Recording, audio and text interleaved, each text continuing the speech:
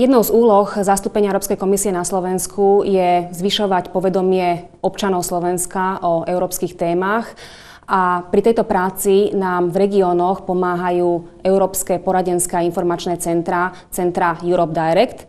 Europe Direct centra v jednotlivých mestách sú takým prvým kontaktným bodom pre občanov daného mesta alebo návštevníkov mesta, kde môžu získať informácie o Európskej únii, ako Európska únia pracuje, kto je kto v Európskej únii a rôzne informácie, ktoré ich lákajú alebo odpovede na svoje otázky. Samozrejme, nie je to len o tom, čo Európska únia ponúka našim občanom, ale naši občania môžu sa v týchto centrách pýtať aj na to, čo ich konkrétne zaujíma.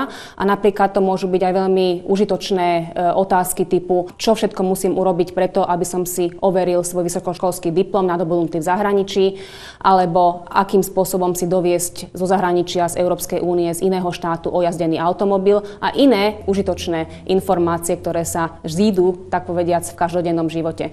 Takisto tieto európske informačné centrá Europe Direct spolupracujú s nami zo zastúpenia Európskej komisie. Spolu organizujeme rôzne informačné aktivity a chcela by som dať do pozornosti, že tieto Europe Directy sú k dispozícii pre školy, či už základné, stredné, vysoké školy alebo univerzity a radi prídu a budú informovať o agende, o aktuálnom vývoji v Európskej únii.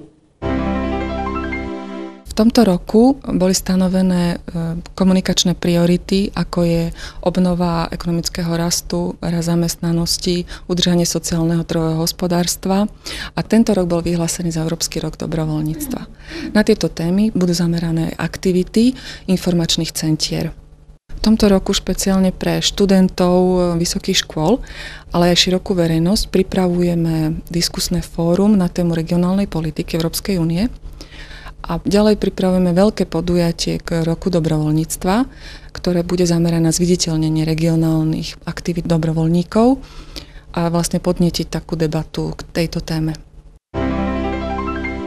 Centra Europe Direct sa nachádzajú vo všetkých 27 členských štátoch, sú ako keby takou predĺženou rukou Európskej komisie a jej inštitúcií.